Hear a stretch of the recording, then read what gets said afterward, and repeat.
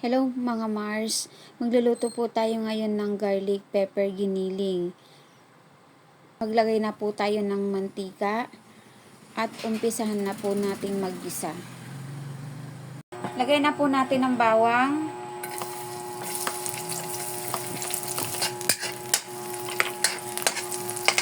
Sunod na po natin ang sibuyas.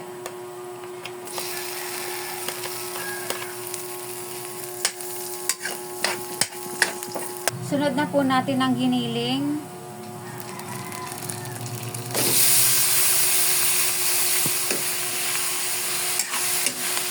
Maglagay na po tayo ng paminta.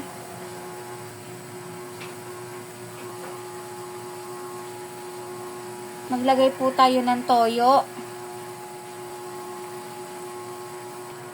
Lagay po tayo ng oyster sauce.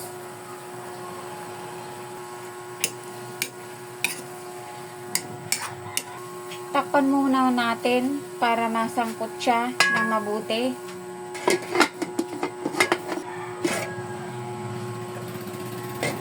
Maglagay po tayo ng Knorr cubes, kalahati. Takpan po muna natin. Medyo papupulahin lang natin mga Mars. Ayan po mga Mars, maano na po siya, mapula. Isi-set aside po muna natin.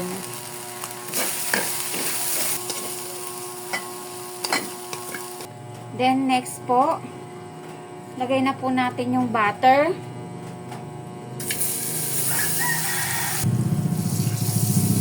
Sunod po natin yung mushroom.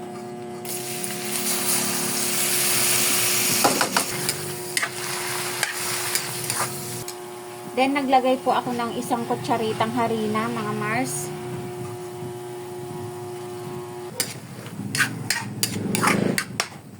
Then, konting tubig po, mga Mars.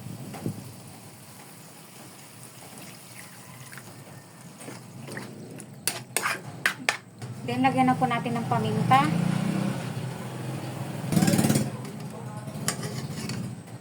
Then, kalahati pong Knorr cubes. Then, lagay na po natin yung ginisa po natin giniling kanina. Ayan po. Tiglang pong halu-haluin mga Mars. Ayan po mga Mars. Lagyan na po natin ng minced garlic. Luto na po. Luto na po ang ating garlic pepper giniling. Yan lang po mga Mars. God bless po. Thank you for watching.